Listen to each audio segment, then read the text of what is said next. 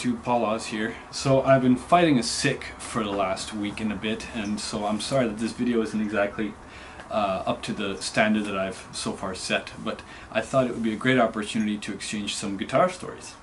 So around this time of year, a lot of people have grandparents and people telling them, oh, back in my day, and everyone's sharing stories around like dinner table and stuff like that. And I thought, why not make YouTube our guitar player's dinner table?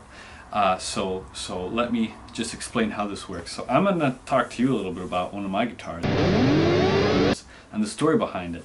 And in the same kind of format, if you're interested, you can either type in the comment section, you can reply with your own video, or however else you want to explain your own guitar stories and make a reply to this video. I think it's a really cool idea to start this conversation, just because a lot of people have cool stories about these guitars, and the guitars' life stories, not necessarily the people's, though I'm sure some guitars have been with people for a very long time. So with that being said, let me introduce you to the wizard. So this red ESP Horizon FR2 with the ruthenium Floyd Rose, original Floyd Rose, and it is most definitely an ESP. This guitar I got when I had just graduated high school, actually. It was a graduation gift from my father, which I will always cherish, because look at that red, man. It's a little beaten up, a little bit underloved, but at the same time very much loved. This guitar was got, I think, in '09. Yeah, because it's from 2008. It was a year old when I bought it. I've never broken anything on it, thank you very much, despite Floyd. And after that graduation, I ended up going on a tour, I believe. I think it was around that time. I got a tour going with an old band I was in, and I christened it, basically. It was in a soft shell case for half a month in the back of a trailer in the summer, which was probably horrible for it, but I think I had the bridge blocked. And it was a great little tour, my first tour ever, I think. And I really loved the way that it sounded, EMGs and all. Of course, people like to hate on EMGs, but for me it was like, man, this is one stable guitar. With the mahogany and the maple neck and mahogany body, sorry, it really sounded like a lead guitar, and I was definitely playing lead a lot in that band, so it was killer. So yeah, after that, oh man, I must have recorded, what, 2 or 3 records with this. I recorded my first solo album, Fear the Angels, with this guitar. I also was in another band, a progressive death metal band, that was using this guitar in as well, and I really loved using it for that. It just has that really good leady kind of big vibe to it, and yeah, it's stuck with me all these years after all the abuse that I put it through, and I'm a big fan of it. And occasionally I unblock the Floyd and I use the Floyd, but you know, that's with every Floyd Rose user. And this is definitely an older EMG set, right? The 8185 logo was the old kind, which is like classic to me. And actually you can see, as I was pointing out earlier in the video, that these are actually very worn. That's because I've been rolling them for so long. And basically this guitar got me through a lot of crap times. I'd be sitting in my room, no band, no other guitar, and that's why all the frets are like annihilated, that they need crowning, basically, right?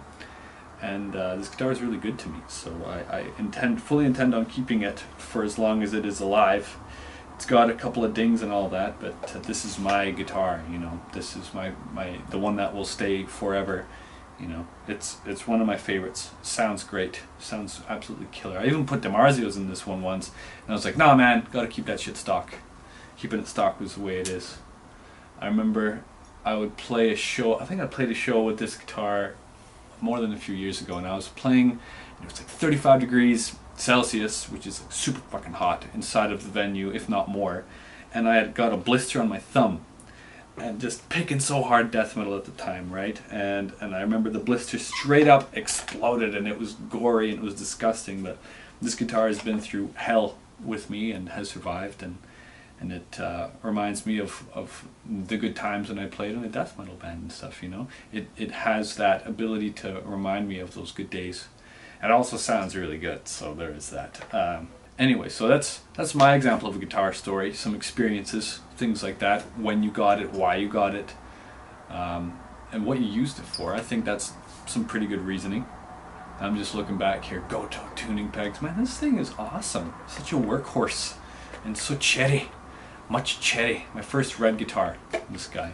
So anyway, you guys get the point. Let me know in the comments or with the video reply of your own, what's that one special guitar that stuck with you all these years, or what's that one that got away? I know I can talk a little bit about a Dean ML special that I got once upon a time. That was guitars from like 2000, 2001. And like Korean made Deans, a lot of people gave them crap in the mid 2000s, but this was before I think they switched to a different factory or something. So this Dean was amazing, sounded great. Loved it, but I got rid of it, which was a huge mistake, and I regret it to this day.